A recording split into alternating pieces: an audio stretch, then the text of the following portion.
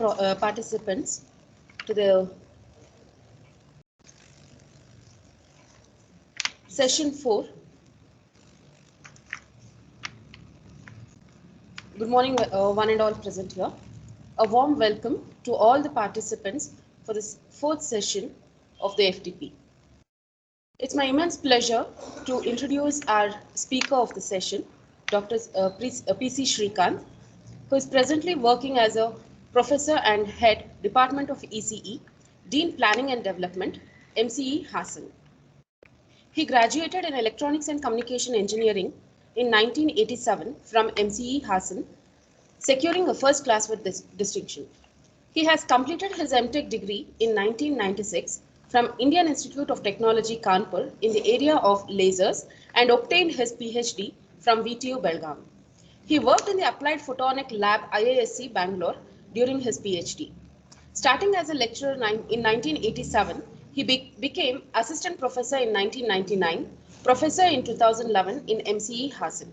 He has a deep involvement in optical networks and was awarded as top 100 engineers 2011 by International Biographical Centre, St. Thomas Place, Great Britain.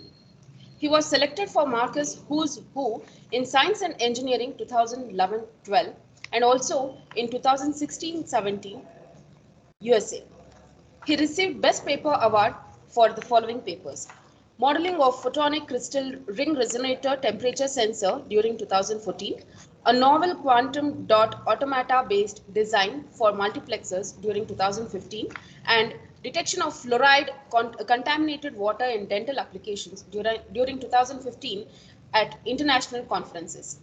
He has been awarded as Outstanding Scientist in the field of photonics by Venus International Foundation, CARD, on 19th December 2015.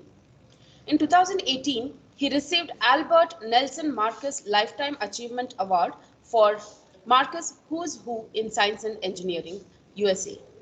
His research areas include optical communication and networks, photonic band gap crystals, wireless networks, lasers and quantum electronics.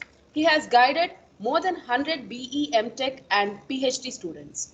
He has so far published more than 150 papers in national and international journals and conferences. He has attended many international conferences in India and abroad and has chaired many technical sessions. He has organized many international conferences and workshops.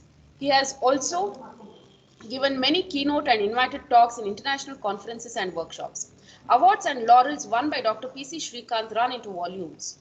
So far, he has received 14 awards. Dr. PC Srikanth is Senior Member IEEE, Lifetime Member ISTE. He was Secretary, Vice Chairman in IEEE Photonics Society, Karnataka, Chapter, Bangalore. Currently Secretary in India Council IEEE Photonics Society and founder of Prakash Bharati, IEEE Photonics Society, India. I welcome you for to the session, sir. So, thank you, Professor Swati. Thank you, sir. I hand over the session to you, sir. Okay, thank you for my introduction. So, before I start, good morning, everyone. Good morning all to the participants. Now, I'd like to, before I start projecting my slides, I would like to give what about FDP. Then I'll start with the slides, the heading that quantum and photonics. So for that, I would like to tell a few words about it, and later on I'll be starting my talk. And anyhow, of course, this is the thing which I would like to give introduction about photonics and quantum. So whatever the what you call the nomenclature given for this workshop, quantum is a subset of, if you take, is a subset of photonics itself, if provided if you deal with photons.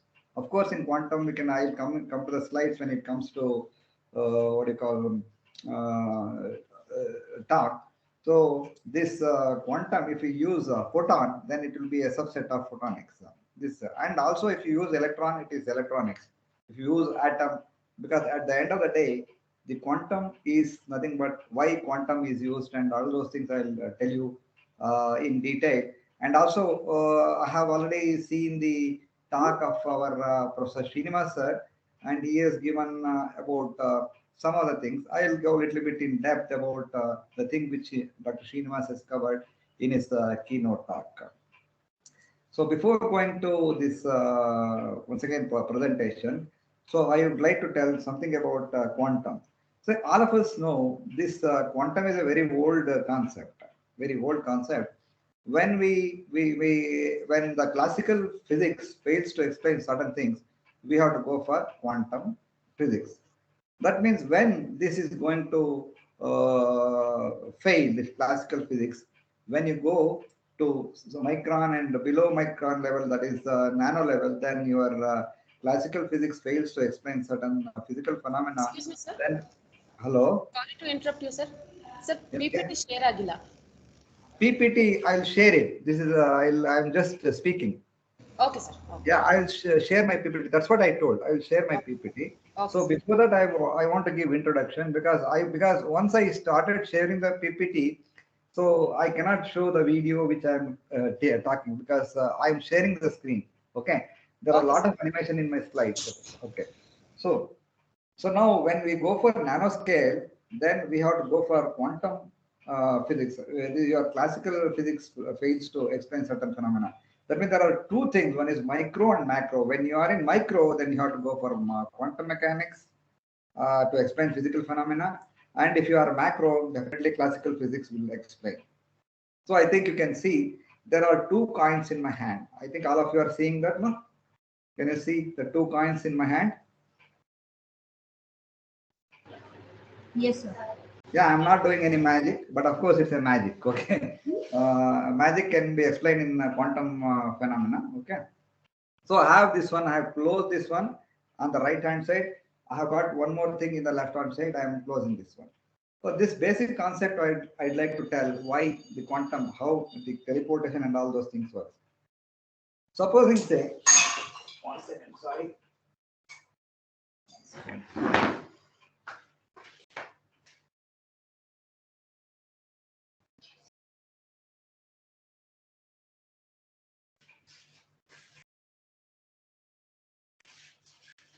Sorry. I have two coins on this hand. You can see my hands. Okay. Supposing say if I want to do certain thing, so I want to toss this coin, and if it comes tail, there may not be any effect on this one. If I toss this coin, and there will not be effect on this thing. But if these two are entangled, that is known as entanglement. Of course, whatever we are doing experiment on this one, it will be reflected in this coin. Okay, so now I am having two coins and actually I am closing this one. Okay, so what I do is I will toss this coin, this right hand coin. Then if I get a tail, I'm sure I'm going to get a tail if they are entangled in the left hand. That means whatever the measurement which I am doing on the right hand side, the same thing will be there on the left hand side. In either vice versa is also possible. Supposing say if I toss this coin on the left hand side, if I get tail, the same thing will be reflected in the right hand coin. So like that, I can toss the coin on either hands, on either one of the hands, and we can see the same thing is happening on the other hand. Of course, inverse is also true. It depends on your mathematical thing, but how do you modulate that? That means to say that there is absolutely no connection between these two coins. You are not seeing anything connection between these two coins. So I am moving these two coins away like this. So if you move away to infinite distance, that is light years, what Sir Albert Einstein told, if you move by light years, then even then, whatever the experiment you conduct on this right hand, the same thing will be on the left hand. Whatever you conduct on the left hand, the same thing will be on the right hand. That's what I'm telling you. If you toss the coin in the left hand, if you get tail, the same thing will happen in the right hand, no matter what the distance is. Once again, I'm telling, no matter what the distance between the two entangled coins, here coins, entangled photons may be there, entangled electrons may be there, entangled for this one atoms may be there. So two things which are entangled. Okay, then whatever the experiment we are conducting on one thing which is entangled with other thing, the same thing will be affecting on the other thing. So that means to say that when there is no physical contact between these two coins.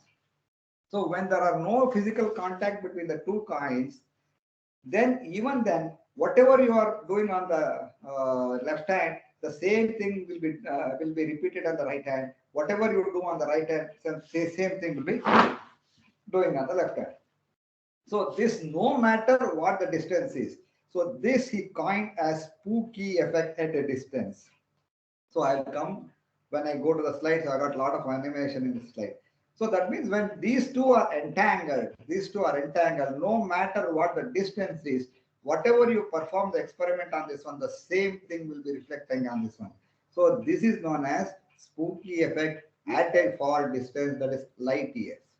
Without physically, there is no physical channel between these two. So this is known as what is known as teleportation. This is known as teleportation. It's a sort of what you call like a magic, whatever we are doing. But of course, it can be explained by quantum mechanical phenomena. So looking at this one, this is the one which have been done, I think 1920s, they have done all this quantum and all those things, quantum phenomena and all, like Schrodinger worked a lot of things on this one. I'm going to see the experiments which they have conducted, Huygens experiment and all those things in my slide. So like that, so this is what is known as entangled photons. So nowadays, because of this one, the whole thing, you can see what is teleportation, what I have done, what is entanglement, and I'm going to explain in my slides. Even though this one looks like a little bit magical subject, this quantum, is like, but in the coming years, definitely there will be a lot of scopes for quantum and photonics. Both are very, very promising field. Whatever I am going to tell in my many talks, that whatever we are having electronics and communication soon may change to photonics and communication, like that. So in quantum may be, application of quantum is multifold, like quantum communication may be there, quantum cryptography, quantum cyber security, quantum AI and ML, quantum deep learning. Then coming to this quantum in actually we can in the application of medicine. I'm going to tell application of medicine why. If you take the X-ray of the X-ray as CT image of the COVID infected person, you can, on the statistical basis, you can clearly tell what the state of the COVID, this one is there in that one if you use deep learning. So one of my student has done on this work on this one, deep learning. So I'm going to now, with this one, I'm sure that you have got at least a glimpse about what is quantum and why we should go for quantum, and all those things I'll be explaining in detail in my slides. And of course, in the middle, please, and at the end, we can have some certain questions, but have some work after 11:30. I don't know. Before 11:30, I would like to finish it off, because the time given for me is 9:30 to 11:30. So I'd like, because there are a lot of things involved in my slides, lot of things to be explained, and I don't think this is a new concept. I cannot tell this is a new concept. It's a very old concept, but we are exploring, because the trend of the day is now quantum mechanics. So now I'll start sharing my slide with the introduction, and of course the photonics is also very promising field. There are a lot of application of photonics, like in the medicine, whatever you are using a fiber optic cable, it's a photonics. Then sensors, sensors is applications of sensors everywhere, like medicine, railways, structural health monitoring, and many things are there in sensors also. Therapeutic also there for medicine. So now I'd like to share my screen. I think now I'm leaving I will not be visible. So you just see. Now I'm going to share my screen. So is my screen shared?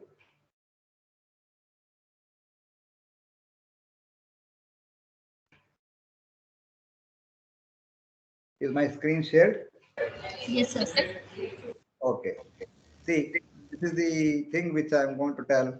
So what are quantum concepts and what are its application, I'm going to tell in this, I think maybe maybe 2 hours of session.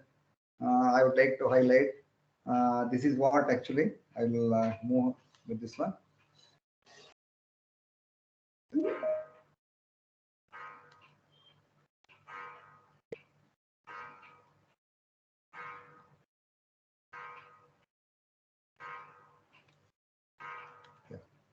So I'm in the second slide. Are you going to see this one? Yes, sir. Sorry, there's a small mistake. This is not November 29. This computer recognizes only after 12 it will become 30. November 30. So because I think it is taking US time. So outline of my, it is automatically, I'm going through this Microsoft 365 login. From that one, my PowerPoint is there because it is consuming a lot of this one memory. That's the reason why I have kept it on Microsoft 365. It is there in mind. Of course, if anyway, it will be recorded. You can see in the later. So the outline of my presentation is this is a basic thing which I'd like to tell: quantum basics, qubit representation, quantum key concepts, quantum gates, X gate, Z gate, Y gate, H gate, C naught gate, CC naught gate, and of course then something about cryptography I'm going to deal, quantum key distribution, and finally I'm going to touch upon a little bit about deep learning.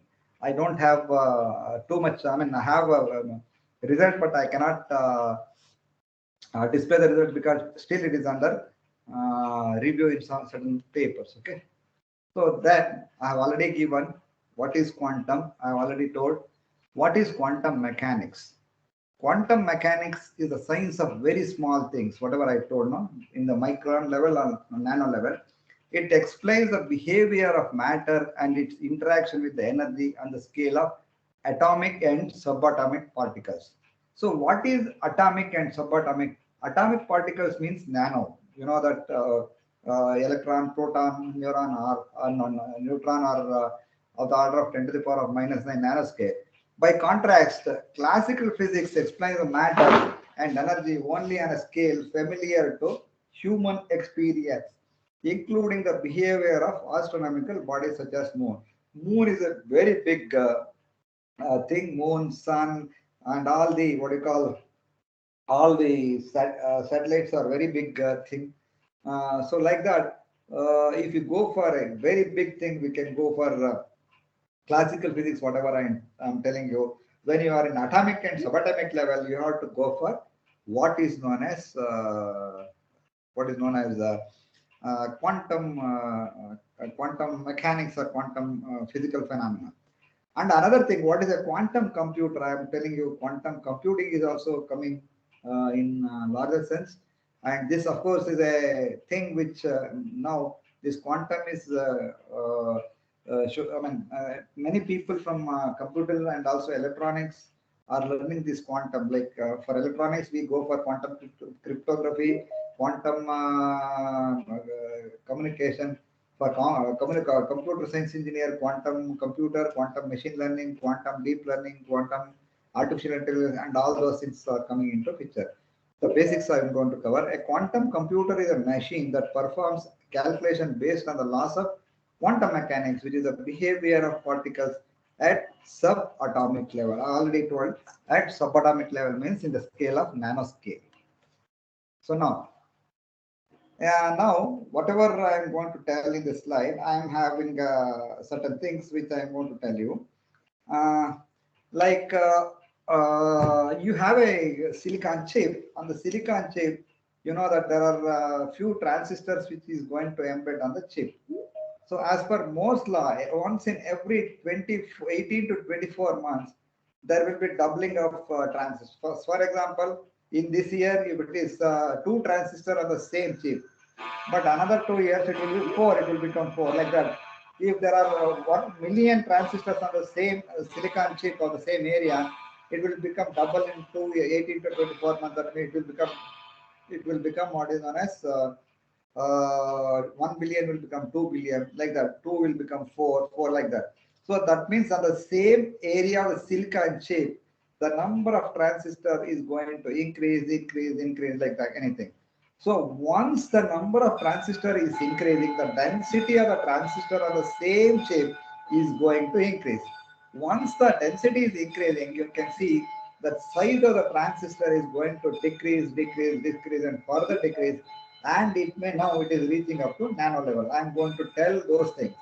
When you go for those things, there are 2 things which comes to our problem. One is when you are having nano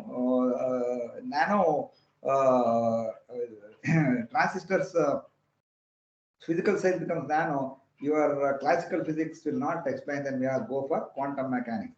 Another thing which, see, this is what actually Morse was born in 1965 as a claim that number of transistors per chip roughly doubles every 18 to 24 months. On this hand, on one hand, this result is faster and fast processing, fulfilling the dreams and expectation of academia, industry, and consumers. I've told once again now another thing. On the other hand, there is a critical trade-off. We must etch thinner and thinner lines on the surface of the semiconductor chips, which results in smaller and smaller transistors. Finally, we reach a nanoscale 10 to the power of -9, less than I'm telling you, world, which is governed by the rules of collectively called quantum mechanics. So another thing which is a problem we are facing when you go for tinier transistor, there will be an effect called quantum tunneling. That means between two transistors. The fundamental question with silicon transistor is that at 7 nanometer point, the transistors sit so close to each other that after you try to shrink further, 5 nanometer and 3 nanometer, an effect called quantum tunneling will come into the picture.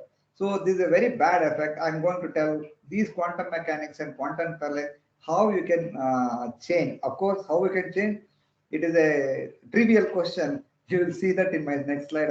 I'll tell that one.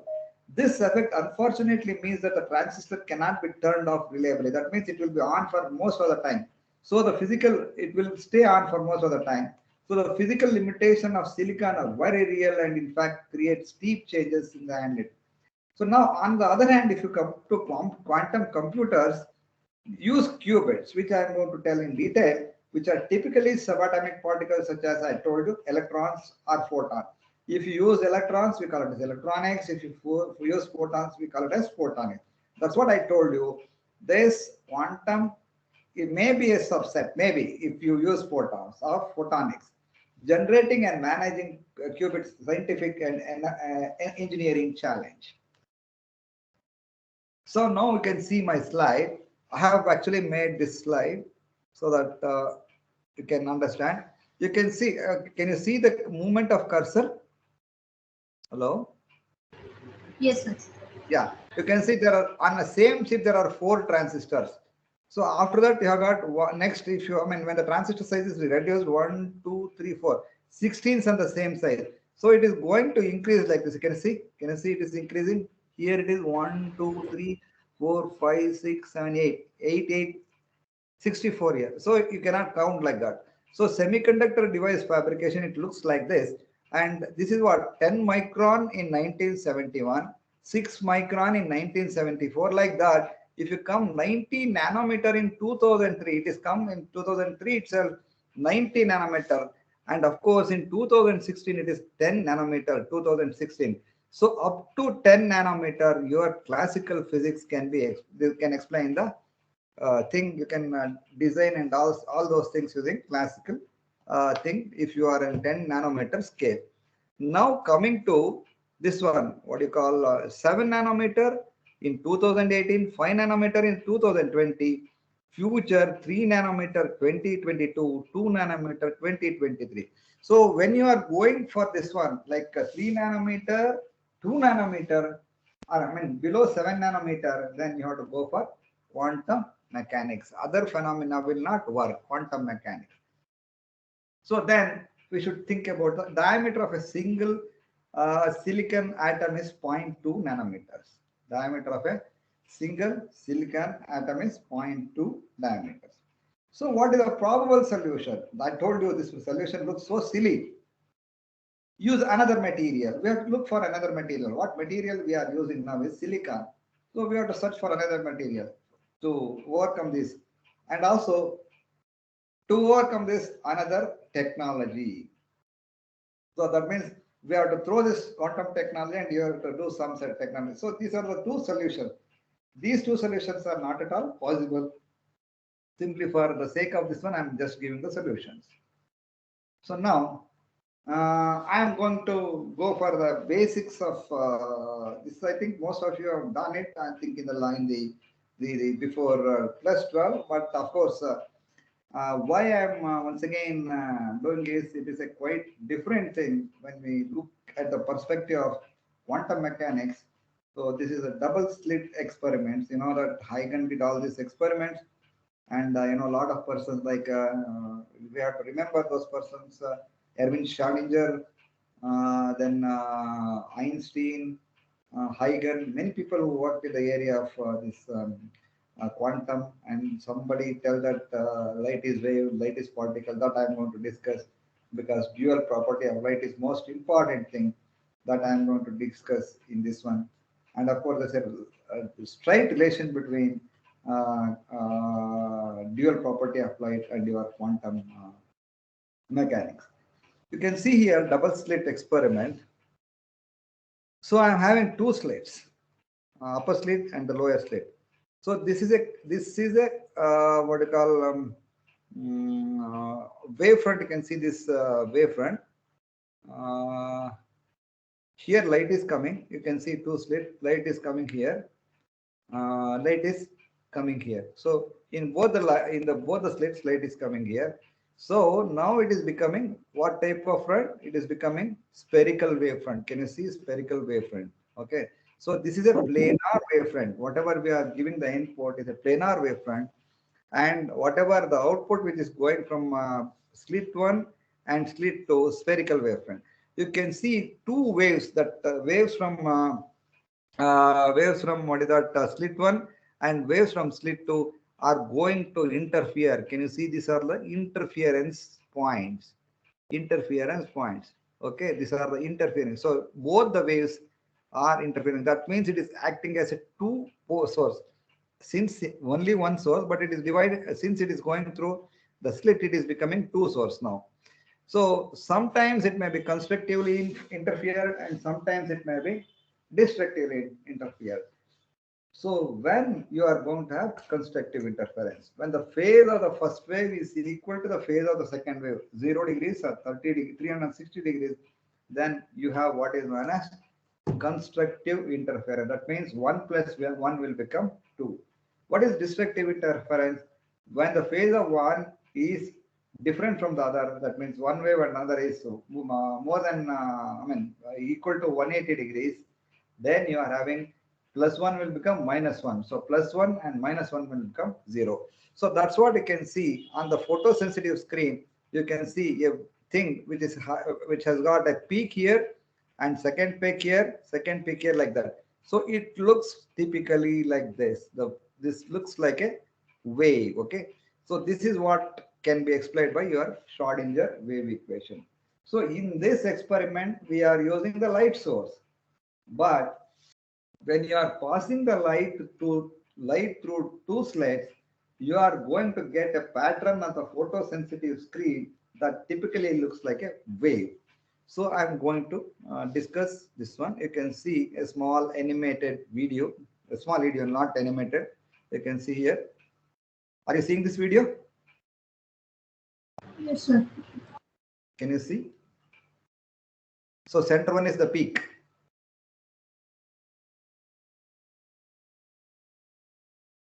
Okay, on either side, small peaks. Once again, I'll play the video. You can see how it is distributed.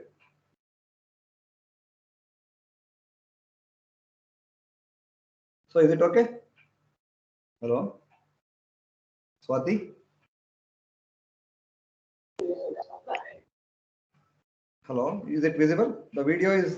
Yes, sir. The video is... Okay. When I play the video... Yes, sir. Okay. So now you can see here it is a peak. It is on the photosensitive screen. On either side, the peak is going to decrease. So it is acting like a wave. Okay. Now I'll go to the next one.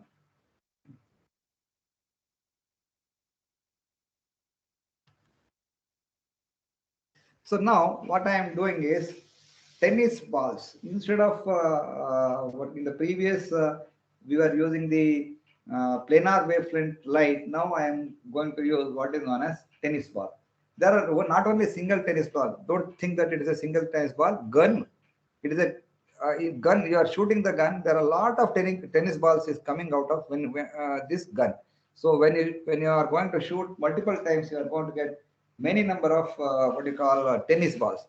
So these tennis balls, if you shoot on this one, on the slit one, Either it can go on the slit 1 or it can go on to the slit 2. Okay, it cannot go in, I mean, between these two there is no other place. Either it can go on slit 1 or it can go on slit 2. You can see how many things you are going to see which is going on slit 1 and how many tennis balls which is going on the slit 2. Afterwards, if you see the thing, you can see the maximum peak is at the slit 1 and second maximum peak at the second slit 1, the second slit. So that means to say that one here only two peaks are there. Unlike in the previous experiment, there are only one peak and followed by small peaks. So it was looking like a wave. Now it is looking like a particle. You can see it is a particle because all particles are going through slit 1. Many particles are going through slit 1 and many are going through slit 2. The pattern which is going to see you on the screen looks like a particle. So tennis ball exhibiting a practical particle nature. So why? This is a question. There is a question. Why, when you have a same slit, when you are sending the tennis ball, it is behaving like a particle, but when you send the light, it behaves like a wave. The reason being, I'm telling you now, when you are in a macro level, your classical physics will explain. When you are going for quantum, when you are going for micro level, only quantum phenomena can be explained. When it is visible, it is, I am telling you, underline, when it's visible, it is acting like a particle. When it is not visible, it is acting like a wave. So you can see ripples in the water showing the wave nature. Can you see this one? So this is a water wave. So it is a spherical wavefront. Once again, there will be a constructive and destructive interference. You are going to see on the screen like a wave. That means if you have a water, the output, the slit output looks like a wave, both the slits. So that means these are all, once again, a small thing. That means micro level. If you take even water waves, the micro level, it is acting like a wave. You can see. Can you see this video? Yes, sir. Okay. So I can see there are many constructive and destructive interference, and it is acting like, you can see on the screen.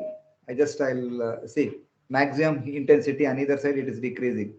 Can you see on the screen? I'm just scrolling. I'll show the screen. So this is the screen. Can you see the screen? Can you see? Yes, sir. So maximum here, on either side it is decreasing.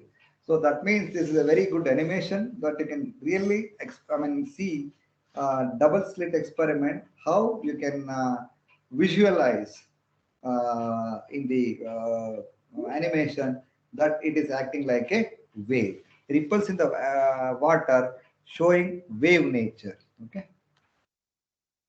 So now repeating the experiment with electron gun, right? So I have a tennis ball. Now instead of tennis ball, I am having an electron gun. Okay, I am having an electron gun. You can see electron. If I am just triggering the electron gun, the electron will come out of gun. So either it can pass through slit 1 or it can pass through slit 2. Okay. So there are only two options. Either it can go to slit 2 or it can pass through slit 1. So then what is on the photosensitive screen? How does it look like? It looks like a wave, is it not? It looks like a wave. Repeating the experiment with electron, it is looking like a wave. When you are using tennis ball, it is acting like a particle. But when you are using electron gun, it is acting like a wave. So double slit operators. So why electron is in the scale of nanometer? So when you go for nanometer scale, then your classical physics fail. Only quantum physics will explain. That's the reason why. So you are going to tell this one. So you know that there are two things which Schrodinger told light is a wave. Einstein was telling that it's a packet of energy, quanta. Okay, that is the reason why dual property of light. Light can be thought of a packet of energy, discrete, or it is a continuous wave, which is what is that wave nature. Okay. So now, so what I am going to do is close one of the slit and see the result. Now I'm closing the slit one, and all the electrons which is triggered from the electron gun will go through slit 2, and you can see on the right hand side photosensitive screen, you can see it is acting like a particle. It is acting like a particle. So I have clearly, this is the most important thing. I am closing one slit and slit 1, and I am allowing all the electrons to pass through slit 2. It is acting like a particle. So yeah, particle. You can see this one. Are you seeing this video? Yes, sir. Yeah. In the behind the video, there is a screen. You can see here, high intensity white. I'll just see here. So here, my cursor. Once again, I will show. This is can you see here bright spot? Have you seen that one? Yes, sir. Yes, sir. Oh, Yes, sir. that is a peak. So that is only one peak is there. It is acting like a excuse me. It is acting like a particle.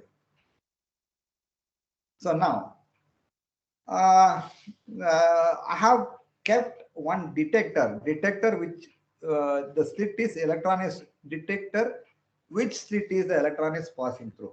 I am keeping a detector here. I am counting the electron, whether it is passing through the slit 1. Supposing that if I keep one detector at slit 1, if there are 10 electrons, if slit 1, 5 will go, then in slit 2, another 5 will go.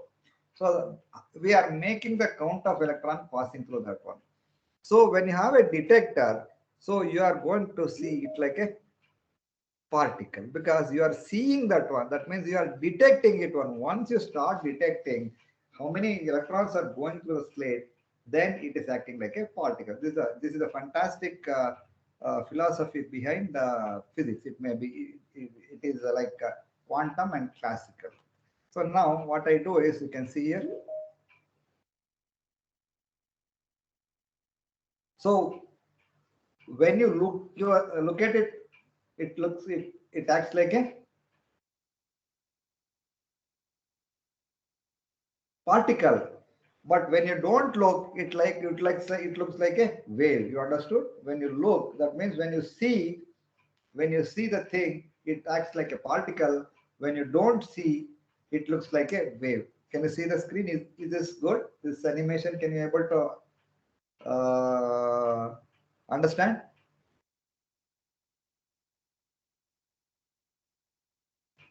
So can you able to understand from this one? Yes, sir. Yeah. When you are seeing the eyepiece, you can see when you are seeing the eye, when you are seeing through the eye, it looks like a particle. When you are not seeing it, it look like a particle. Okay. So this screen, 2 slit. You can see when you are seeing, it looks like a particle. Now it is wave. Okay. So now, once again, keep the detector in the place, but do not look at the result. Now I'm just keeping the slit here, detector. But I'm not looking at the result. So I'm not bothered about the result, but I'm keeping the detector. Then you can see when you are not seeing, when you are not detecting, but I'm just keeping it, when you are not counting it, rather when you are not counting, you just keeping a detector, when you are not seeing it, it is acting like a wave. So that is the reason why I'm telling you, when you look at it, when it is seen, it can act as a particle. When you can't see, it is acting like a wave. Then this one Schrodinger wave equation is there. Now another video I am going to just tell wave particle duality. Just you can see, I think, can you see this one? So now I'm just playing this one, right?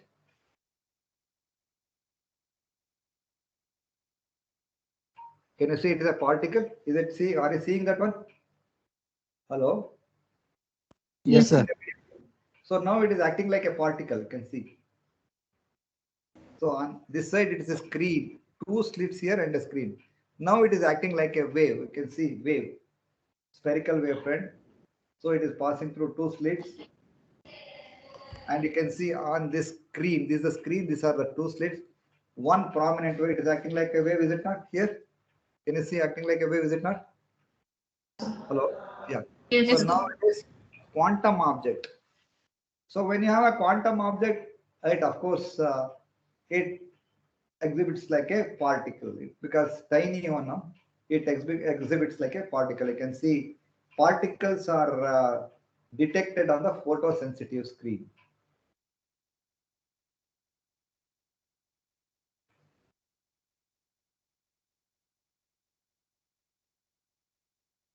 So sorry, that is a wave. Sorry, add an observer.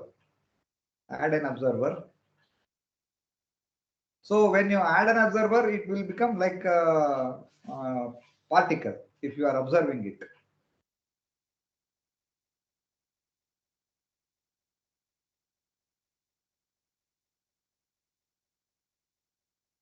So is it not?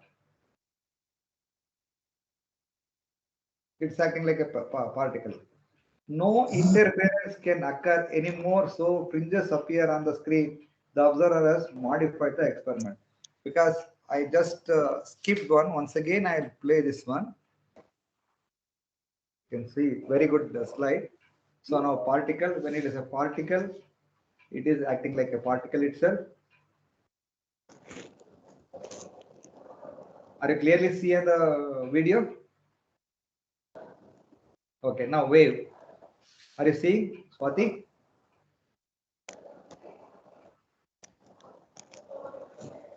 Hello? Are you seeing this one? Yes, sir. Now you are seeing like a wave nature. Can you see on the right hand side? I mean, on the photosynthesis. Now, quantum means, once again, tiny means it is acting like a wave. You can see here it acts like a wave. So these are all the experiments actually, but we have done video on this one. A quantum object is sent on two slits. The wave suddenly reduces to a particle touching the screen. At the end, one observes the impact as far as particle and as. So when you keep an eye, it will act as a particle. Okay. When you are going for quantum object, it acts as a wave. When you go for when you add an observer, can you see observer means an eye, which we have kept the detector. It is acting like a particle.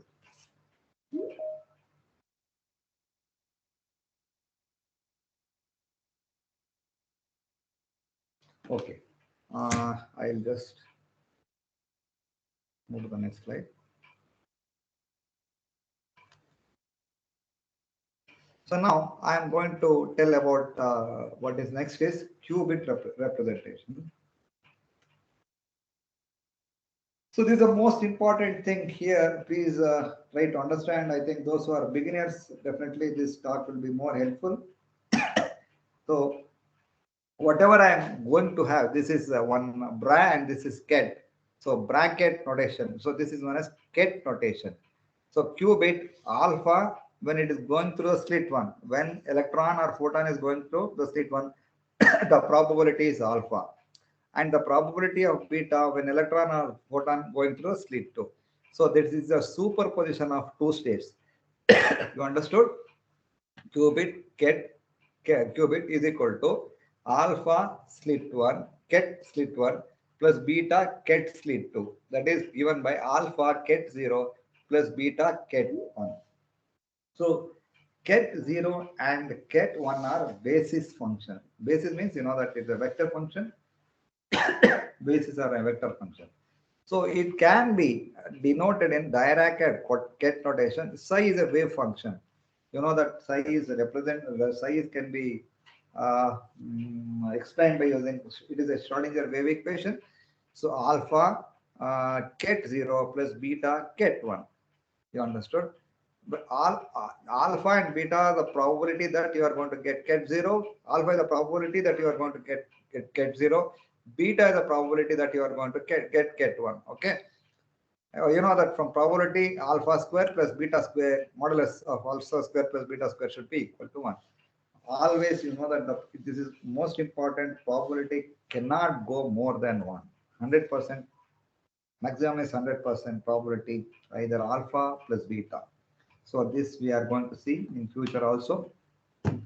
Whatever we are doing in this one quantum, we should be very, very thorough in this probability and all those things. Mathematics, you should be very, very sound in mathematics. Okay, this complete, the whole thing quantum involves mathematics. So vector notation, coming to vector notation, the psi wave function is denoted as alpha and beta. So this you remember till the end of my talk. Ket0 is 1 0, Ket1 is 0 1. Ulta, you can see it is 1 0. So don't confuse like that. This is 1 0 is Ket0, 0 1 is Ket1. Okay. So these two we should keep it in mind in future in all the slides, because when I'm going to touch upon the gates, don't get confused. So once again, representing the quantum information in normal or classical, already I think I've given a little bit about it. In normal or classical computing, the basic unit of information is a bit. A bit can be in one of the two states, either 0 or 1. In quantum computing, the basic unit of information is qubit. That means to say, whatever you are having in classical, you are having either 0 or 1. Other than that one, you don't have anything. But when you come for quantum computing, there will be a qubit. Qubit is just not like 1 or 0. I told you, you have to go for basis function Ket0 and Ket1, and superposition of these two basis functions. They are vectors. Basis means vectors. After measurement, a qubit will be in one of the two states, Ket0 or Ket1. Ket0, Ket notation called Ket notation or by Dirac. So state of the qubit can be represented by the entities which resolves into two states, such as, for example, I'm telling you, you can take a photon. On the right hand side, are you seeing animation? Are you seeing the animation?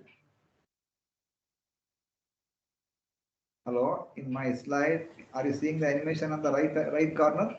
Yes, sir. Yes, sir. It's seeing. Yeah, okay. So it may be photon.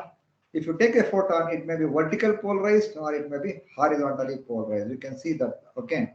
And you can see the electron. It can spin up or spin down if you use the electron. That means to say, if you take a photon, Ket0 may be represented as vertical.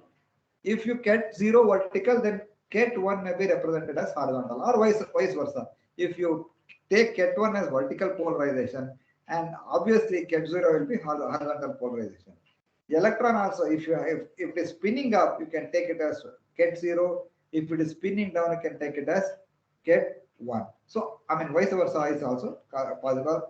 And atom discrete levels. I'm going to show this one. You can see the electron discrete levels. You can see state 0, electron is at a lower state. State 1, electron is at a higher state. Okay. Discrete energy levels. Ket0 and Ket1 are called basis states.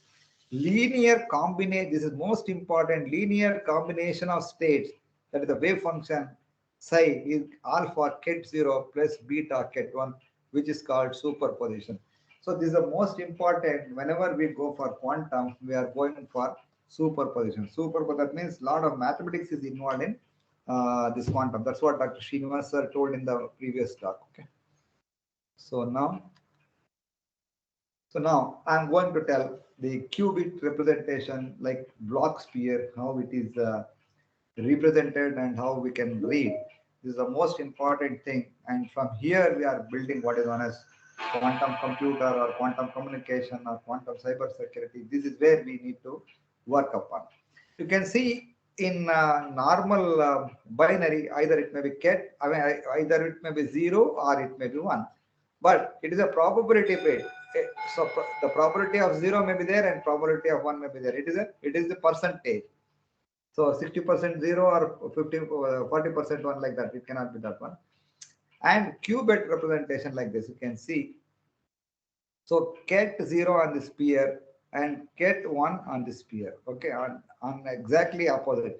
but there are millions and infinite number of states on this sphere. That's a globe. You can see on this one, if you touch upon this one, there are millions and billions. I mean, infinite states are there. Infinite states are there. They are known as what is known as superposition of states. Here I am going to tell you before I start my this one. So this angle is theta, okay, and this is a state. This is your state. Your photon or anything may be here on the block sphere. Okay.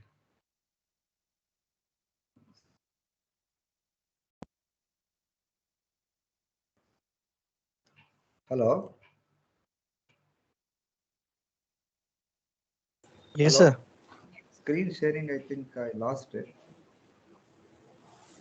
So once again, close it and share it, sir. Yeah. And now it's coming. No. By my hand, it is done. It's not a problem. Okay. Can you see here? It is the now. Now you are seeing it. Yes, sir, it's So clear. it's a vector. It is a vector. So it is a Cartesian coordinate system. It's x, y, and z. So it makes this state makes an angle theta with z axis, and the projection of this on y axis make an angle phi. Remember, theta and phi are the most important thing while deciding the superposition of states. So now we can see qubit representation block sphere. You can see here, this is the ket 0 z cap and minus z cap ket 1. So I already told this is a theta, which is a psi function. This is the point on the sphere, and this is phi with respect to this one. This is a projection with respect to x-axis. So psi, the wave function is represented as alpha ket 0 plus beta ket 1. Psi is equal to cos theta. So this is a little bit, I'm going a little bit about mathematics because some of you may be interested. I'll go through a little bit of mathematics. Cos theta by 2 ket 0 plus e to the power of j phi sin theta by 2 ket 1. So phi belongs to either in the interval 0 to 2 pi and theta in the interval between 0 to pi. So block vector coordinates is given by sin theta, sin phi, cos theta, and these are the coordinates x, y, and z. So we'll see in the coming slides. So now bit 0. So q bit 0, how the bit q0 is represented, that means q bit ket 0 is represented. You can see psi, the wave function alpha ket 0 plus beta ket 1. Here alpha is equal to 1, beta is equal to 0 because it is ket 0. Ket 0 means alpha should be equal to 1. Psi is equal to cos theta by 2 ket 0 plus e to the power of j psi sin theta by 2 ket 1. Phi is equal to 0 and theta is equal to 0. Remember, I am going to show you one more slide. There also you will remember that one. So phi is equal to 0 and theta is equal to 0. Block sphere coordinate system sin theta cos phi sin theta sin phi cos theta x, y, and z. X is equal to 1, y is equal to 0, z is equal to 1. Okay. So now the qubit 1, that ket 1, it is here. So it was 0, it was here. You can see. Now 1 ket 1 is here. You can see the downward arrow. So psi is equal to alpha ket 0 plus beta ket 1. For ket 1, alpha is equal to 0, beta is equal to 1. Okay. Psi is equal to cos theta. Please mute. Hello. There is some disturbance. Someone please mute your voice. Yeah, okay. Psi is equal to cos theta by 2 ket 0 plus e to the power of j psi sin theta by 2 ket 1. Phi is equal to 0. Theta is equal to 180 degrees. Here theta is equal to 0. For bit 0, theta is equal to 0. For bit 1, theta is equal to 180 degrees. But phi is same as 0. Now you can see the coordinates sin theta cos phi, sin theta sin phi cos theta, x, y, and z. It is 0, 0, and minus 1. Here you are going to get z as plus 1. Here you are going to get z as minus 1. So these are all vector representation. And another two states which I am going to tell, another plus state and minus state, plus ket and minus ket. So here you can see this is a plus ket state, and here you can see the minus ket state, exactly opposite. Okay. So psi is equal to alpha ket 0 plus beta ket 1. alpha is equal to 1 by square root 2, beta is equal to 1 by square root. That means equal probability. That means if you square alpha square, it is 50%, 0.5, and if you square beta, it is 0.5. So ket, I mean, wave function psi is equal to cos theta by 2 ket 0 plus e to the power of j phi sin theta by 2 ket 1. Phi is equal to 0 and theta is equal to 90 degrees. If you go for block sphere, sin theta cos theta, sin theta sin phi cos theta, x, y, and z, you can see x is equal to 1, 0, 0. On the other hand, if you go for negative state, ket negative, alpha ket 0 plus beta ket 1, alpha is equal to 1 by root 2, beta is equal to minus 1 by root 2, but here beta is equal to plus 1 by root 2. That's all the difference. And here phi is equal to, theta is equal to 90 degrees on both the sides, but phi is equal to 180 degrees here. So this psi function is equal to cos theta by 2 ket 0 plus e to the power of j psi sin theta by 2 ket 1. So the coordinates are sin theta cos phi, sin theta sin phi cos theta, x, y, and z minus 1, 0, 0. Here you can see 1, 0, 0, but here you can see minus 1, 0, 0. Exactly opposite to this one. Okay. So these are all mathematics. You should be very good in mathematics. That's why I'm showing all those things so that you can, these are all the things which fundamentals of the mathematics. Okay. Okay. Now, so now I'm going for, this is actually, this is the animated one. You can go, if you go for IPN quiz kit, I think someone is going to do today. I think he will be explaining all these things, what do you call, simulation. Okay. So this is zero state. Zero state is represented by 1, 0. Zero state is represented by 1, 0. We already seen. 1 is represented by 0, 1. So theta is equal to 0.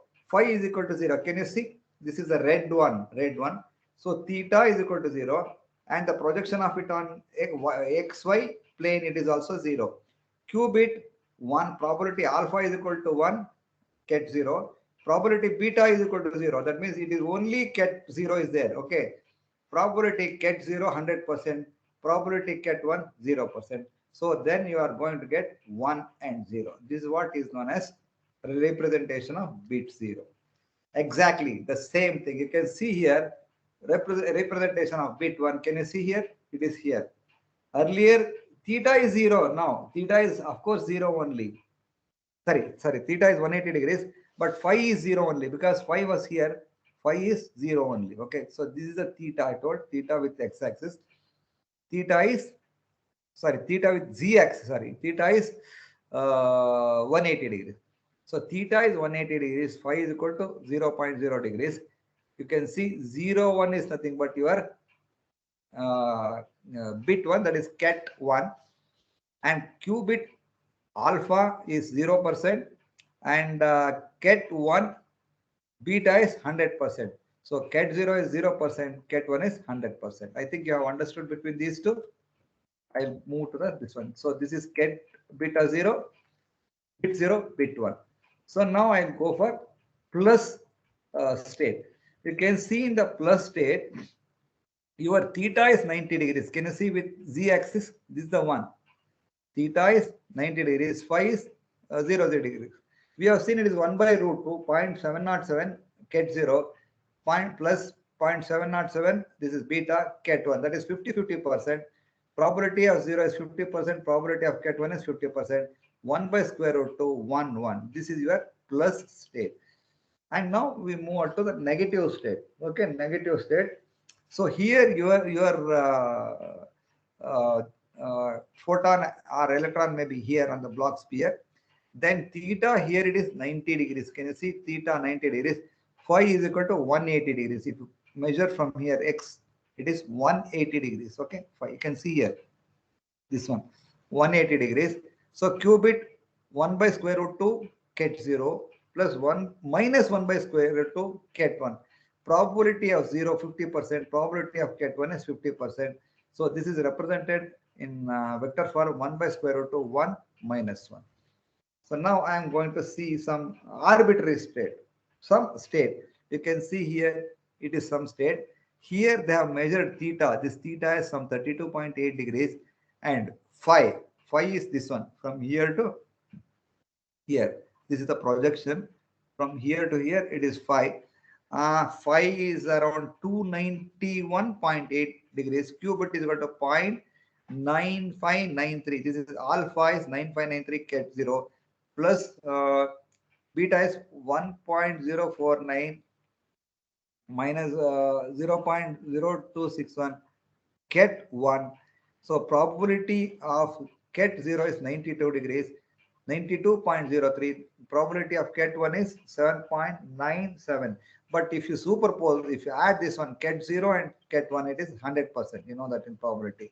92.03 plus 7.97% is 100%. So I told if you are having this, there are infinite state. That is why we call it as there is a lot of difference between a qubit and a binary bit. Okay, so arbitrary state is over. Now the qubit representation of a sphere, you can see qubit may be here, the point may be here, point may be here, point may be here. The reason a qubit is represented as sphere is because the coefficients are complex numbers. I told coefficients are complex because here phase is also involving, not only the amplitude. The probability from 0 to 1 is similar to classical probability, but the complex coefficients introduces an additional parameter, phase angle. So once again, I'm telling you, it is phase is also there. That's why it is complex. The spheres above represent the 3 different qubits with same probability. Remember, all are same probability proportions of zeroness and oneness, but with different phases. Hello. Okay.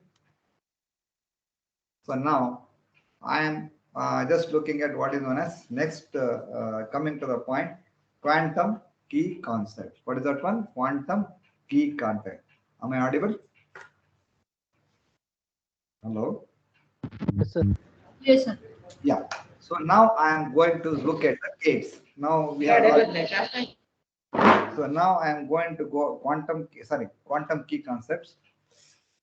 Superposition, you can see I have already done some experiment. I mean, showing the 2 kinds. So the wave function is superposition of alpha ket 0 plus beta ket 1. The working of a quantum computer is based on using the particles in superposition state rather than representing bits like zeros and ones in classical. Such particles represents qubits which can take value 1 or 0 or 1 or both simultaneously. That means 30% 0 and 70% 1, like that. So ket 0 and ket 1. So you can see I have made the 5 rupees coin, and this one we have made it like that, simply like to explain. So now you can see it may be some of them are heads, some of them are tails. Okay, measurement is only one state, x state of the superposed state. Measurement also makes x state a new state and so interferes with the computational process. X is determined with some probability less than or equal to 1, implying uncertainty. This is most important in the result.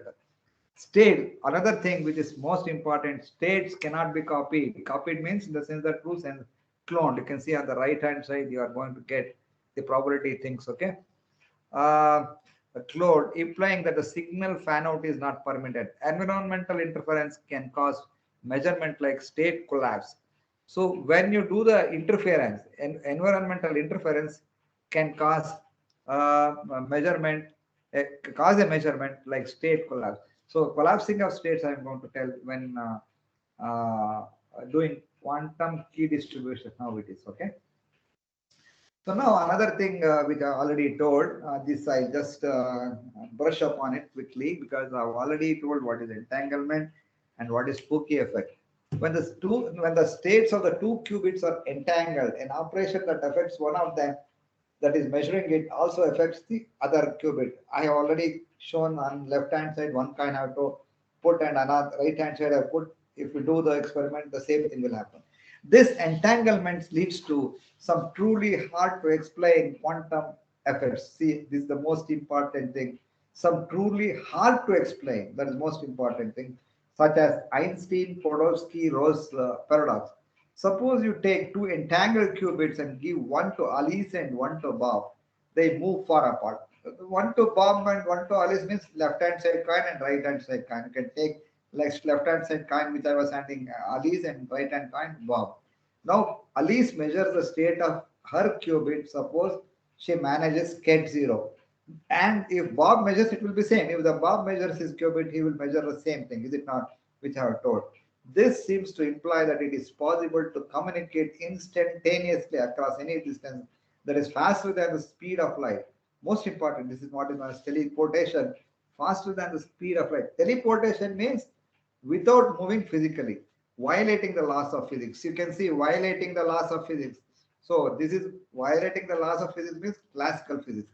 In fact, it turns out that even though this action is at a distance seems to happen, it cannot be used to communicate. So this effect cannot be used for communication, but this can be used for teleportation, but it can be used for quantum teleportation, dense coding, key distribution, some important application of quantum theory that have been experimentally proved. I'll show that quantum key distribution. So this is a small figure, so that I think almost I'm just in the half portion of my talk. I think I need 1 more hour, maybe 1 more hour to complete this talk.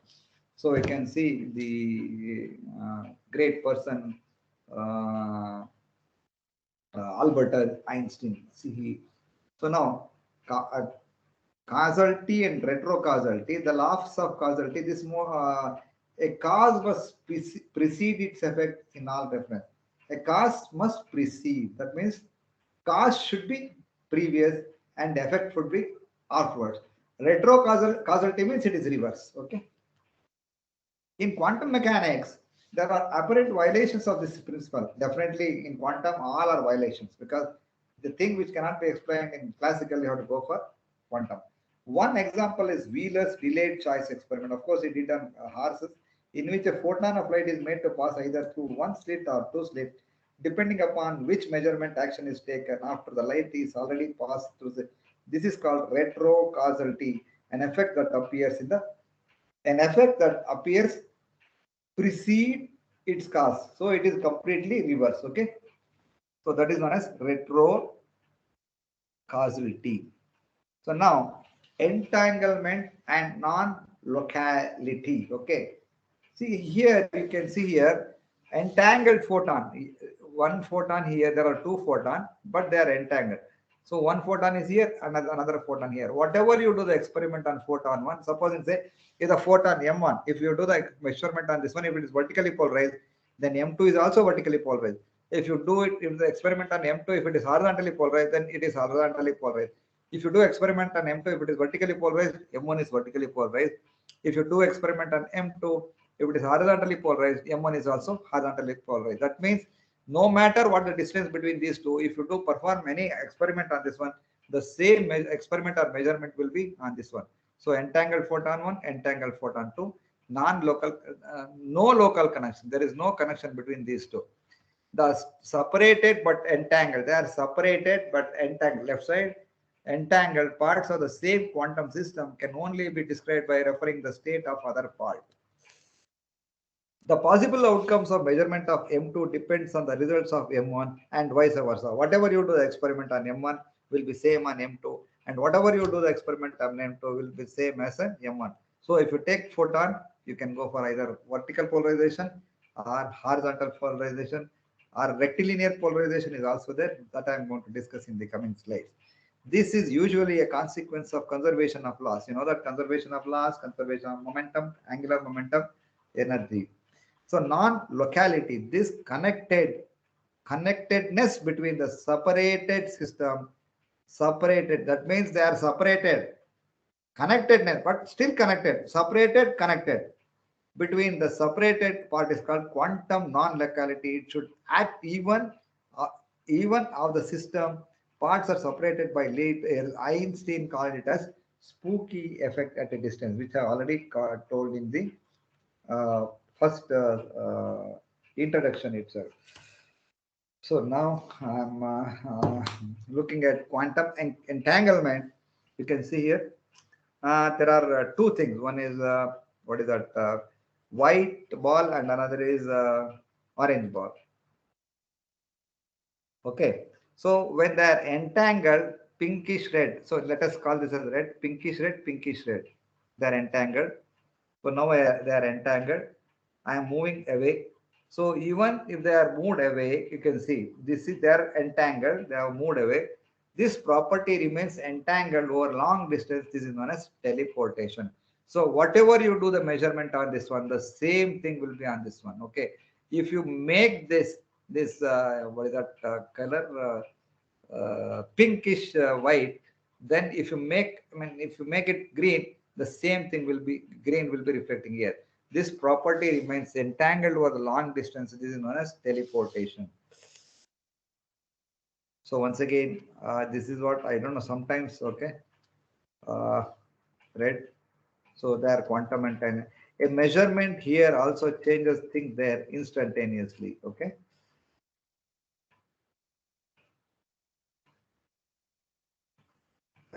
You can see here green thing which is coming over here, and these two are entangled one, pinkish red. So if this becomes something with green, then the same thing will be occurring here. You can see same thing. So without physically, there is no physical contact between this and this. So this is what we call as quantum teleportation, the transfer of information over a long distance without going there. Okay. So this is what, like I'm telling you some fiction of Indian movies, some Mr. India.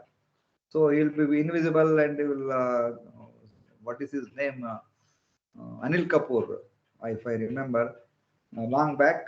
He will be there, and here he'll be there, sometimes he'll be there. So this is like teleportation. So whatever English movies or Hindi movies, fiction, now it has become reality. Okay. So now I'm going to explain quantum gates. The most important thing here is quantum gates. So these gates are completely reversible, and there is a constraint called unitary condition. So reversible means unlike our basic gates, NAND, NOT, NOR gates, they are not reversible logic gates, but here it is completely reversible. And another thing is the constraint is unitary condition. I'll tell you what is unitary condition.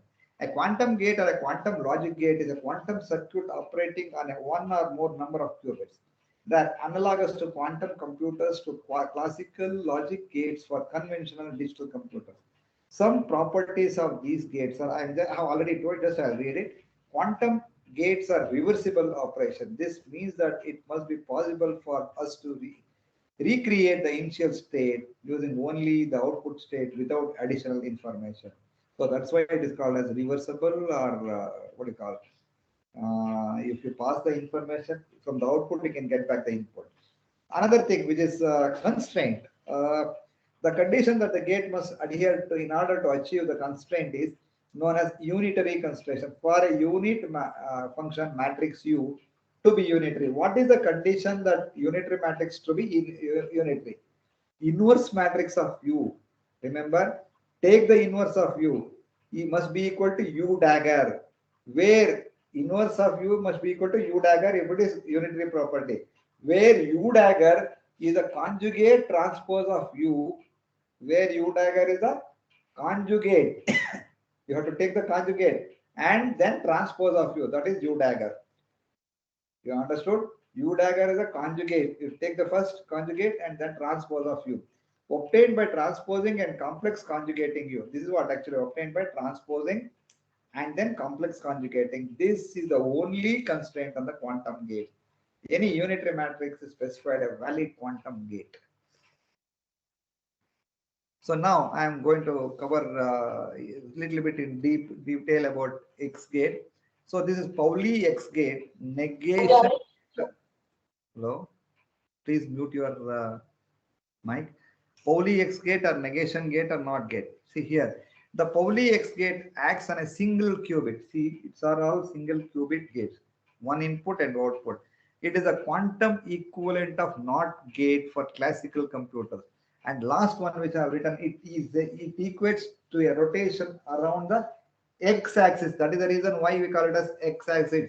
It equates the rotation around the x-axis of the block sphere by pi radians. I'll show the animation. So if you give the ket0, you are going to get ket1 input. If you give ket1, you are going to get ket0. So this is the Pauli matrix 1 0 1 1 0. So now, so what is this one? This is ket 0, is it not? It is ket 0, no? Hello, is it ket 0, no? Am I audible? Is it Yes, ket sir. 0? No? Yeah, ket 0. If you multiply with poly matrix, X matrix, you are going to get, this is ket 1. Okay, this is ket 1. I'm going to see, you are going to see, input is alpha ket 0 plus beta ket 1, superposition. Output is equal to beta ket 0 plus alpha ket 1. That means ket 0 will become ket 1, negation gate. Okay. Now you can see, can you see on the right hand side? Yes, The sir. revolution around which axis? This is your position of your cube, I mean particle or anything on the block sphere. So it is on x-axis. Can you see? It is revolving around 180 degrees around what?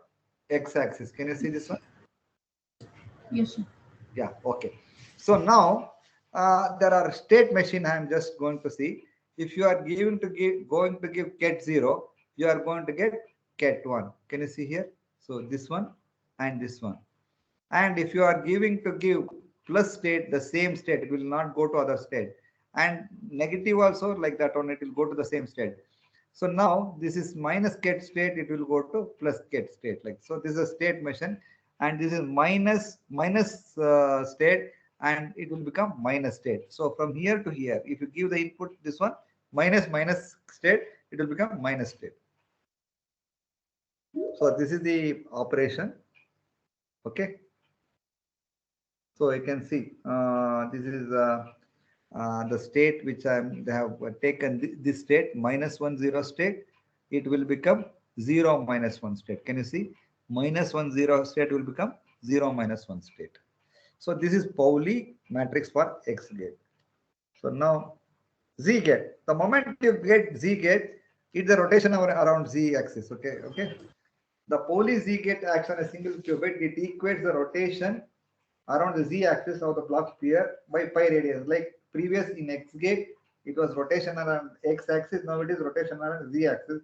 It leaves the basis state 0, state ket 0 unchanged. If you have ket 0, it will not be changed, but unchanged, and the maps ket 1 to minus ket 1. Here, what is the thing which we are having? If you give the ket 0, you are going to ket 0 only. But if you give the ket 1, you are going to get minus ket 1. Due to this nature, it's sometimes called phase flip. It is known as, because it is the flipping the phase from 0 to 180 degrees. That is the reason why it is called as phase flip gate.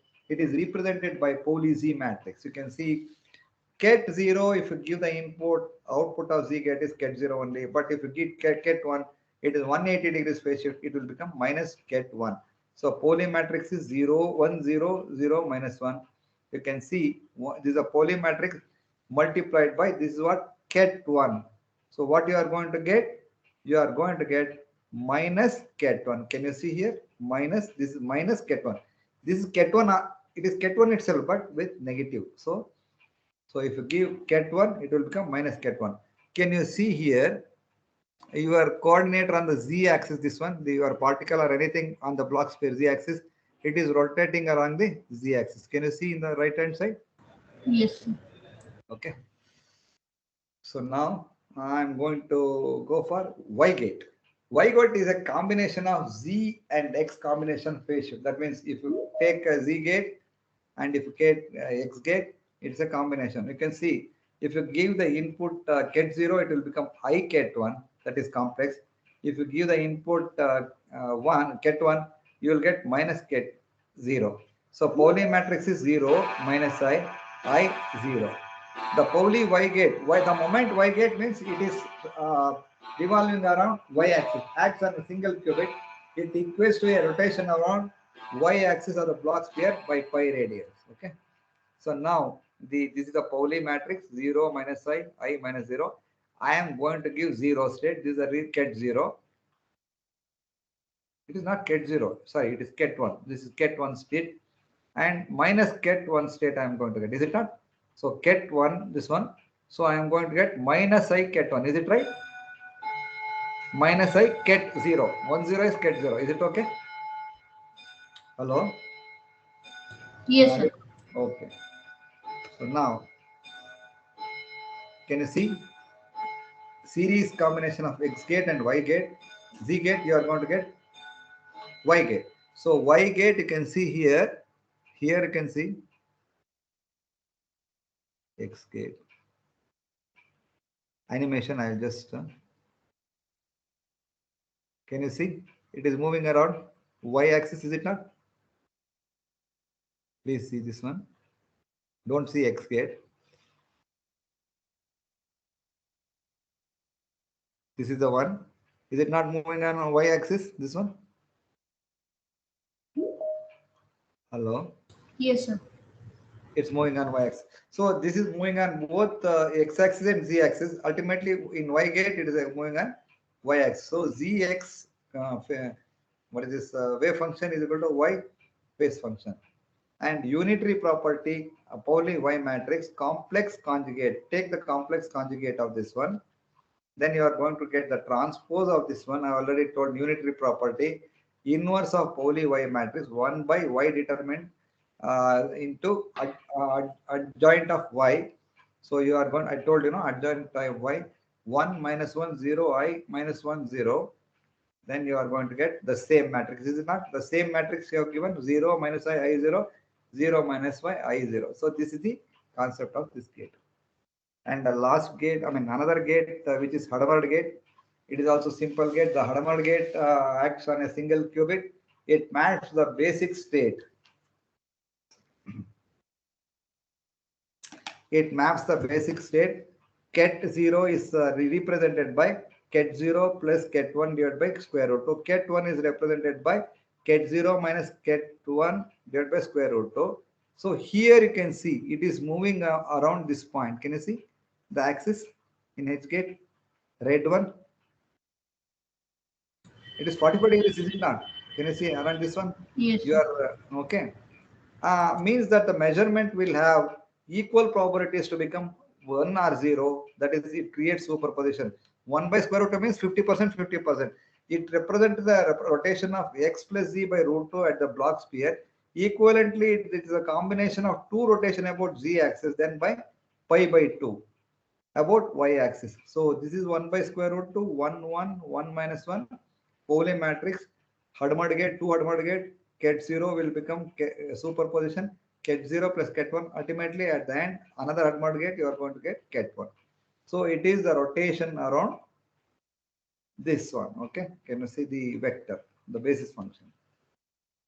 So these are the state machines. Supposing, say, if you give one example to the Hadamard gate plus one state, you are going to get this state.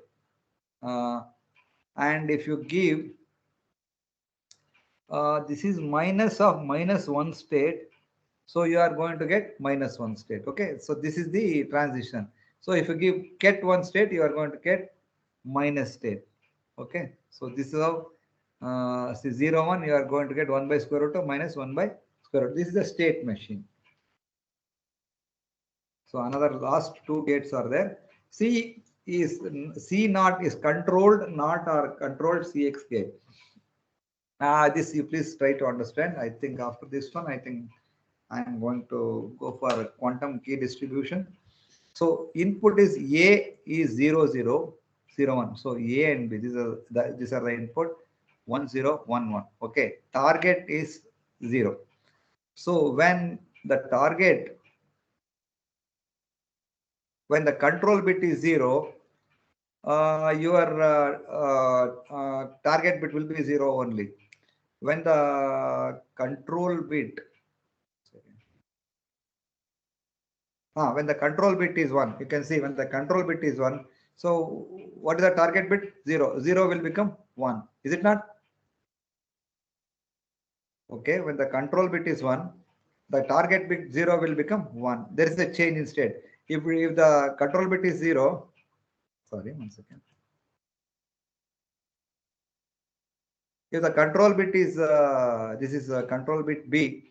If the control bit is 0, there is no change in this state, is it not? If the control bit is 1, the target bit change, okay? If the control bit is 0, then there is no change in the target bit. If the control bit is 1, the target bit 1 will become 0. Is it not? The output will become 0, 0, 1, 0, 1, 0, 0, 1. So you understood this one. This is a circuit. B is a control and A is a target. B, A is equal to A modulus of B. You understood this one clearly? Controlled this one? Is it okay? Yes, sir. Okay. Control not gate operates on 2 qubits, performs not operations on the second qubit. So on the second qubit, only when the first qubit is 1. For example, so here first qubit 0, second qubit is 0, there is no change in state. Is it not? Is it not? Yes, sir. Hello? Yes, sir. So here also first qubit is no change. Second qubit there will not be change. Okay. If first qubit is 1, so second it will see that second qubit 0, it will become what? 1. Is it not? 1. Yeah. If the first qubit is 1, second is also 1. So because first qubit is 1, second qubit it will alter the second qubit. It will make 1 to 0. So performs the NOT operation on the second qubit only when the first qubit 1, otherwise leaves unchanged. You understood this one? Hello? Yes, sir. So now the last gate in this is okay. CC NOT gate, controlled NOT or CCN gate. See here, you can see here, performs NOT operation on the target. So here the target. When on target, only when the other 2 qubits are 1. That means when B and C are 1, you can see when B and C are 1, there is a change in state. Can you see? A. So 0 will become 1. So when another one is, so when B and C are equal to 1, 1 will become 0. Is it not? Yes, sir. Okay, you understood. So performs NOT operations on the target qubit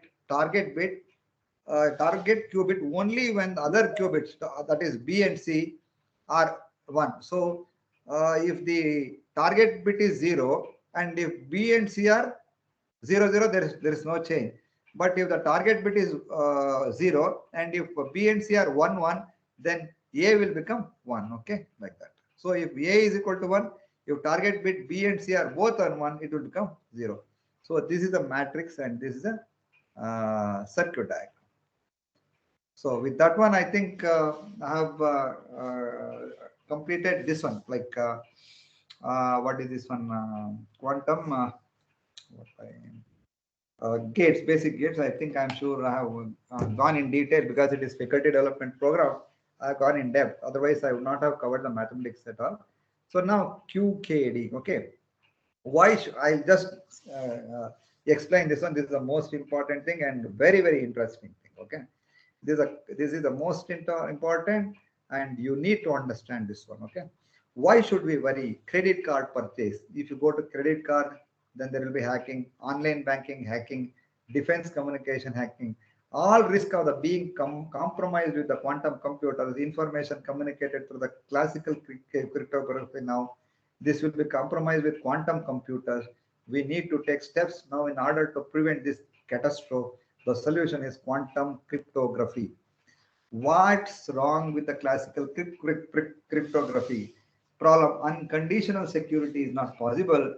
Example: RSA protocol based on the mathematical complexity of factorizing large numbers shows algorithm using quantum gates that can perform factorization in polynomial time.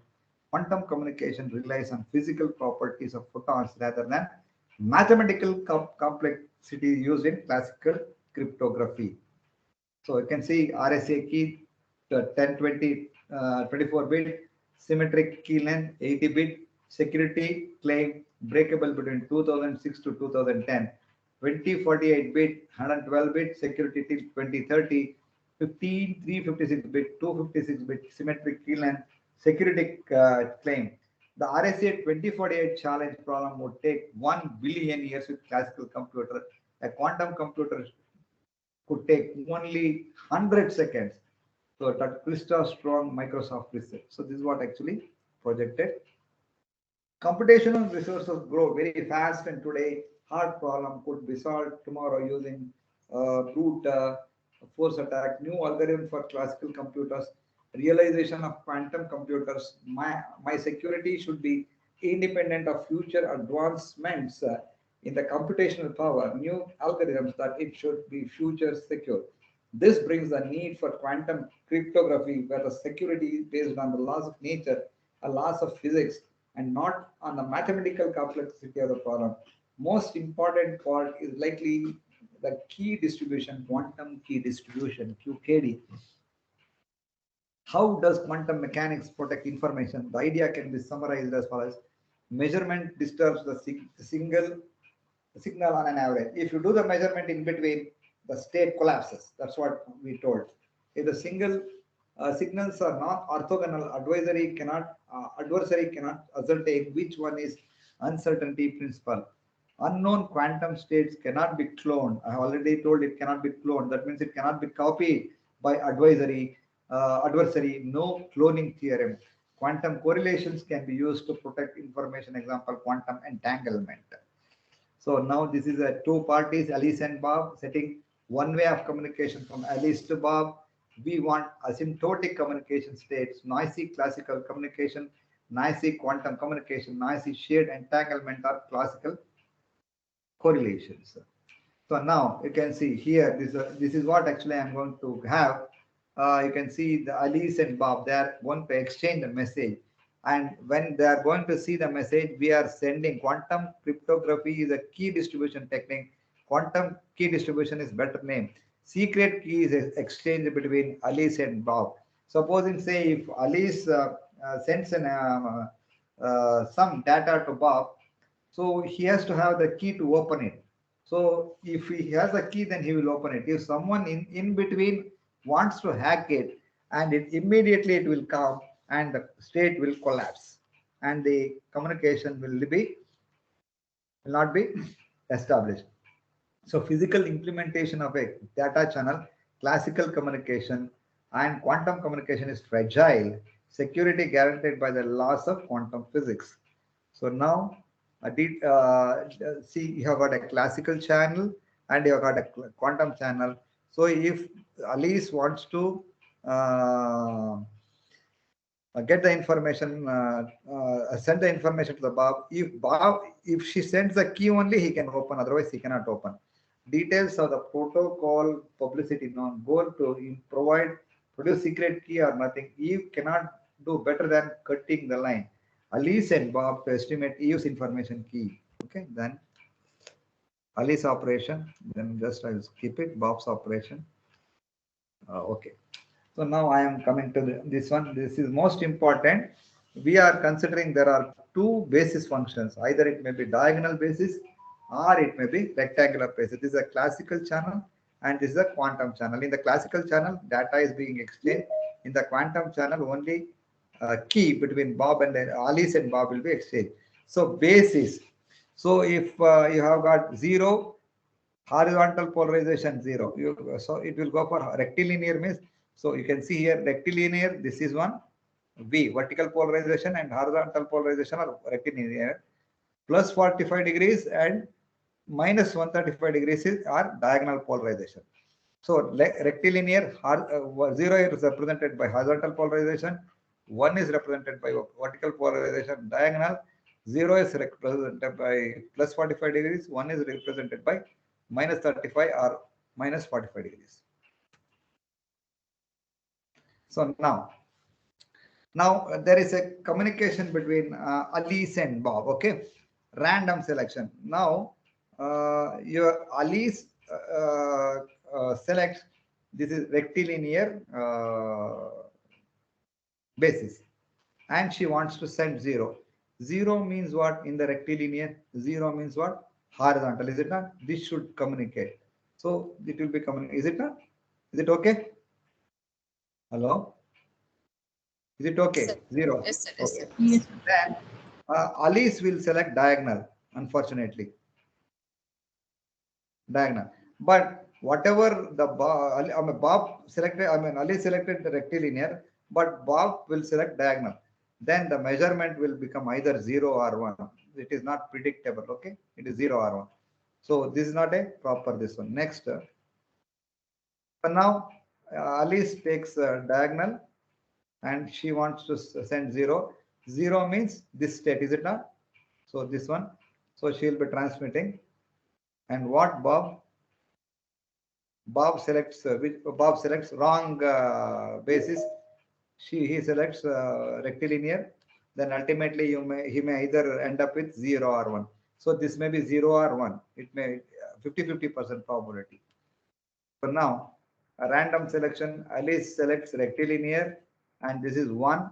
1 means rectilinear. 1 means vertical. This one should be propagated. You can see the same thing. And once again, your Bob will select rectilinear only. Then 100% you are going to get 1 itself. This is the correct one. Okay, this is the key. Okay. Next, Alice will select rectilinear 1.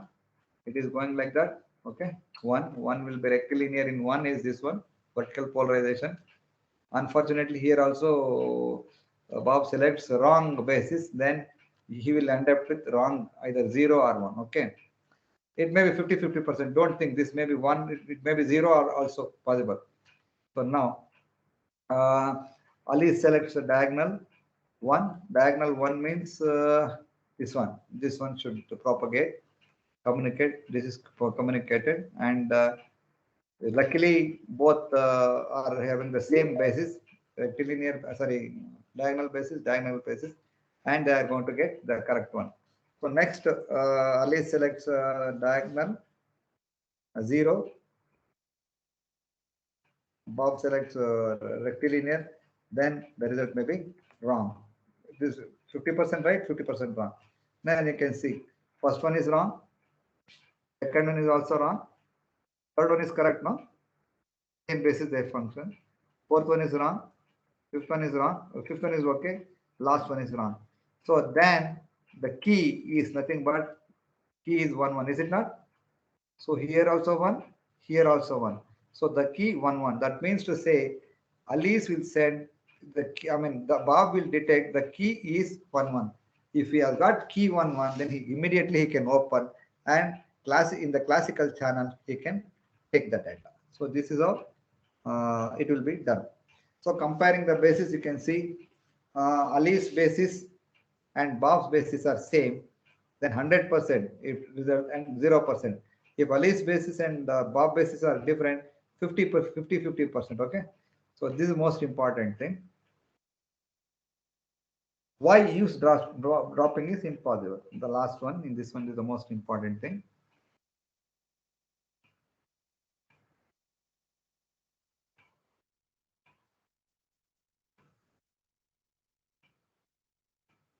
Okay. So now you please look at this one. Look at this one. Yeah. So now the key. Okay. This is Alice. Alice is sending here. What is this one? Rectilinear. Then there is no problem. This is the key 0. Alice sends rectilinear, but Bob uses diagonal. It is rejected. So now Alice will send 1 with diagonal. Bob will also select diagonal. Then this is accepted. So the key is 0 1. Once again, the Alice sends rectilinear. Bob takes diagonal. Then it is discarded. So Alice sends 1 with the diagonal, and Bob selects rectilinear. This is also rejected because mismatch. Here, Alice sends diagonal for 0. Bob also selects diagonal 0, and it is accepted. And another one, next one is, so another one is Alice sends 0, uses diagonal, and Bob selects rectilinear. It is rejected. So Alice sends 1, and she uses rectilinear basis, and Bob also selects rectilinear basis. It is accepted, and 1. So the key for the Bob is 0 1 0 1. So now, okay, this is what actually in the previous same experiment, but in middle, see, this is a shift key. 0 1 0 1 is the key which Bob will use. So now in between, see, so there is a match between this one This is okay.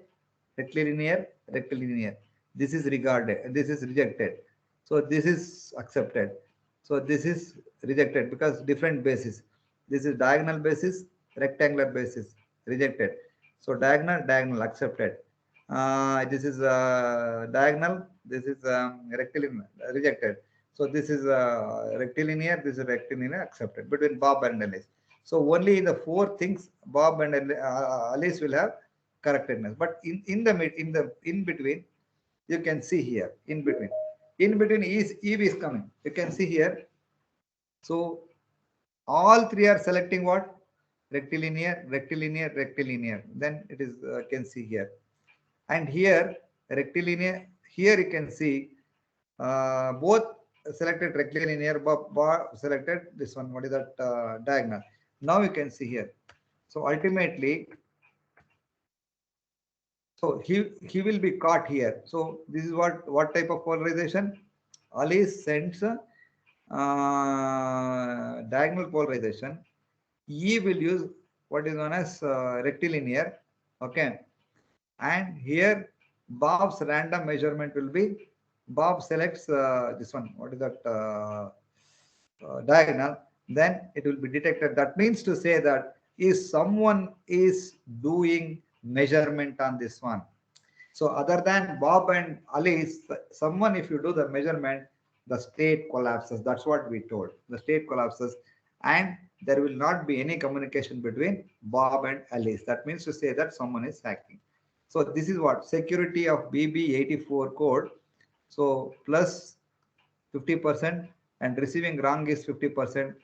Receiving 0 bit is 50%. Receiving one is 25%, totally 50, that is equal to 75%. This is most important communication.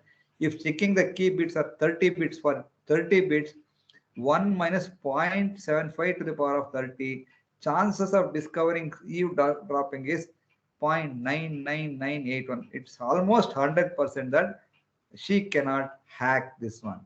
She cannot hack. Okay, so almost 100% it is this one. So the last one which I am going to find the thing which we have done in our lab, deep learning, which I am going to, I think have some more time. Can I take up to 10 minutes? Sir, Coordinator? Yes. I think I can take up to 10 minutes, then I will close and immediately I may not be able to take the questions because I have some other engagement at exactly at 11:30. One more meeting is there online. Okay. Quantum machine learning. The problem in artificial intelligence nowadays, you know that AI, ML, deep learning, machine learning are the trend of the day. And you know that one of our student like Vijay Kumar has done something which he could able to detect detect the COVID by looking at the image of the CT. Okay, that again I'm not able to. So how do we make computer that see, listen, and understand? Goal: learn complex representation for tough AI problems. That is artificial intelligence problems. Challenges and opportunities. Terabytes of unlabeled web data, not just megabytes of limited data. These are the challenges. No silver bullet approach to learning. Good new representation are introduced only every 5 to 10 years. Can we automatically learn representation of low and high levels? Does quantum offer new representation now? Training methods. You know that in quantum we need to train, the machines need to be trained. So here you can see this is the network analogy of layers of visual processing in the brain. So these are all the inputs you can see. These are all the inputs. So this is H1, H2, Hj like that. So these are the layered one, okay, in the brain, layers of visual processing. So input low level features, it may be edges, okay, low level features. Mid level features may be textures. High level features may be object properties, and desired outputs may be object recognition. This is the most important. desired object. So if you do it wrongly, you will get wrong information. Difficult to specify exactly. This is object properties, textures, and edges. Deep networks learn these from data without explicit variables. This is the advantage of this one. Why is deep learning is important? Deep learning has resulted in significant improvement in the last 2 to 3 years. 30% relative reduction in the error rate on many vision and speech tasks.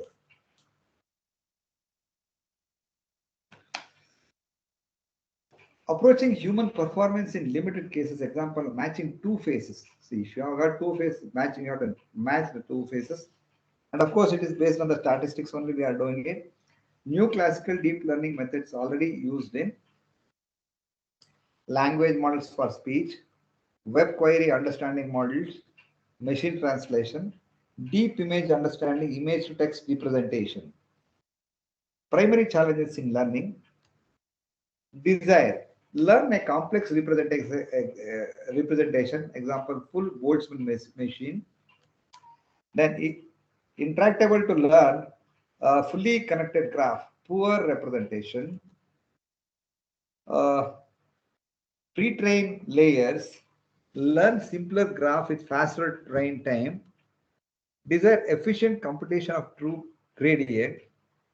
Intractable to learn actual objective, poorer representation. Approximate gradient. Desire training the time close to linear and number of training examples.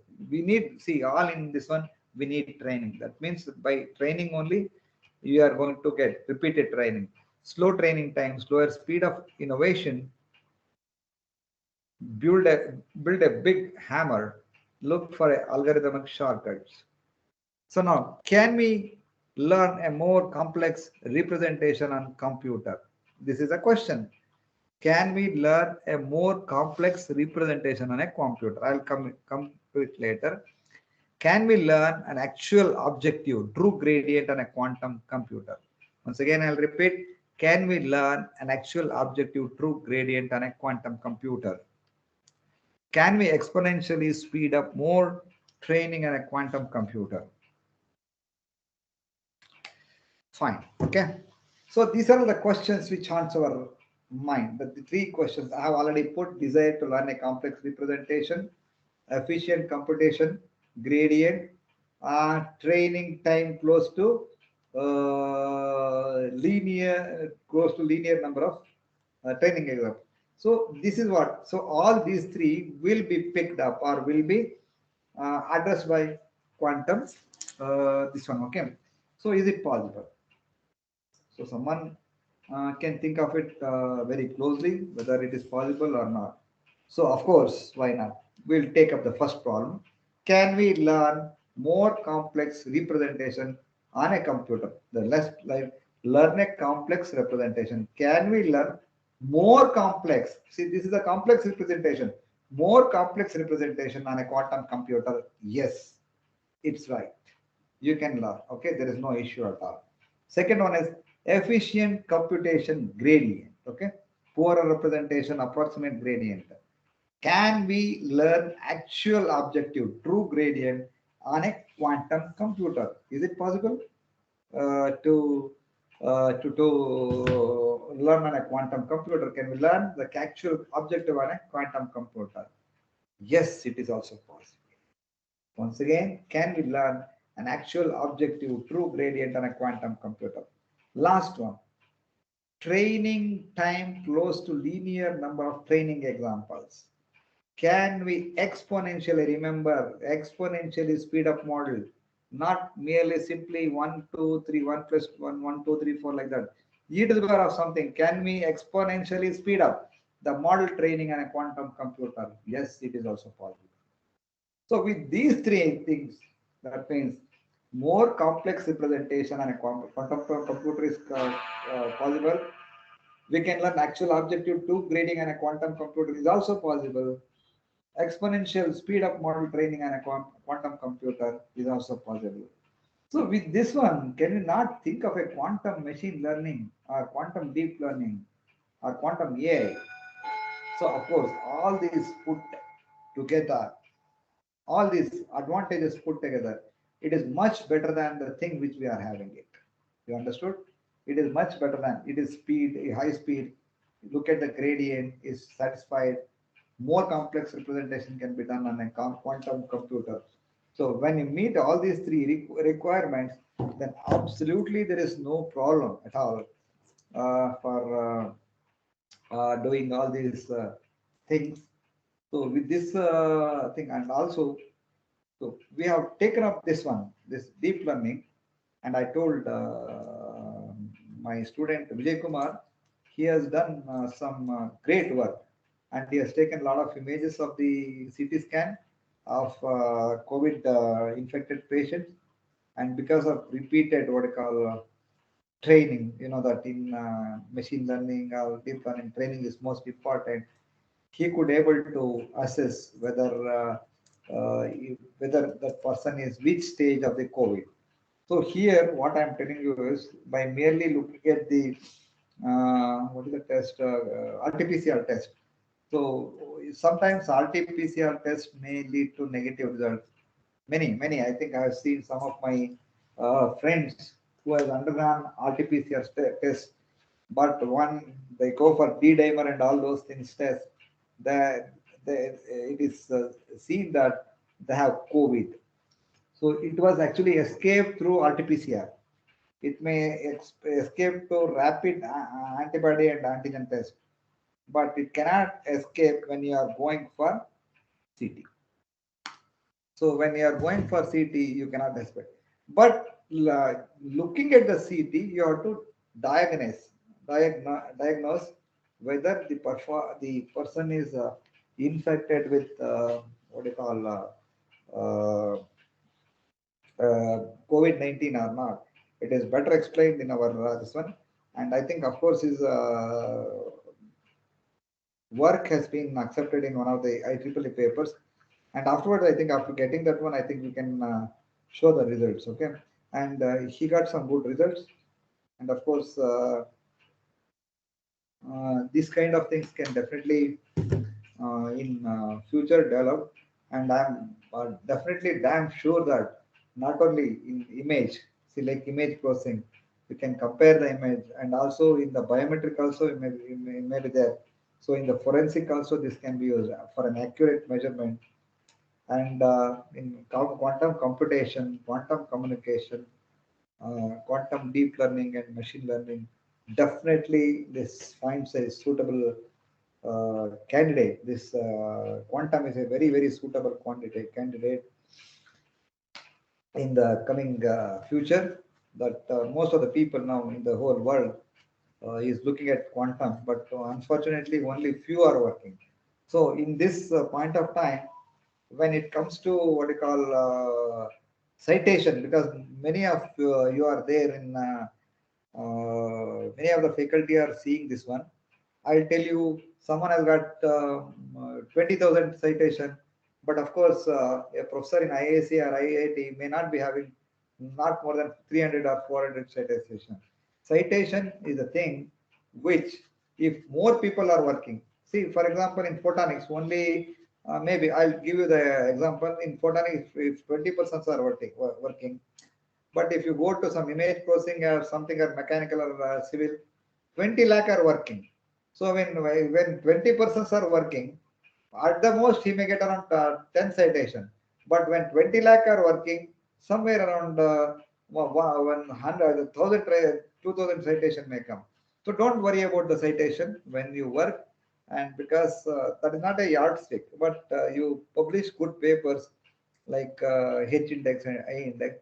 Definitely there is a lot of scope. And lastly, which I want to tell, Government of India, I think if I remember, they have kept around thousands of crores for this quantum. So those who are working in the area of quantum, they are likely to get projects. I request those who are interested can work on this one. Of course, this quantum is a little bit not. You have to be very thorough with the mathematics. Without mathematics, you cannot learn this quantum. So this is most important. And what is the takeaway? Whatever I am telling you from this talk is, those who are really interested, do work on quantum. And also definitely you can write proposals to Government of India. They are ready to sanction a lot of amount. And last thing which I would like to tell, the application of quantum is multifold. It is, and in the days to come, how photonics is taking away from electronics, quantum may also be on par with photonics. So in the true sense that with I would like to end my talk at this point. I think I can take a couple of questions because I got 1 or 2 minutes. I'm done with my talk. Thank you very much. And is it okay? Is it right time? Yes, sir. Any? Thank Did you, I sir. take any more or less or exactly? Yes, yes, sir. It was exactly Yes. just 2 minutes difference. Okay. I think Can we have any one question, sir, from the participants? yeah. Because I got 1 or 2 minutes. I think 1 or 2 minutes. Otherwise, Yes, yes. Yes, quickly, participants, if you have any doubts or if you have any questions, so please ask, sir. Sir has only 1 or 2 minutes, couple of minutes yeah, he only has. 1 minute. Only 1 minute because 11:30 I have one more meeting. Okay. So if no questions, I think I can Yes. give my email ID. Let them. Okay. Yes, sir. I'll share it, sir. Once, 1 second, sir. Sir, really, it's our fortunes that we had Dr. P.C. Shrikant, our HOD and Dean Planning and Development, as a resource person for this session. Sir, really, within the given time, you have shared your deep knowledge, sir, with us. Really, thank you so much, sir, for this. Thank you so much, sir. You can leave the session, sir, now for the Okay. next Thank you very meeting. much. Thank you very much. Yes, sir. At all the participants, please join the session 5 at 11:45. And now you can take a break for 15 minutes. Thank you.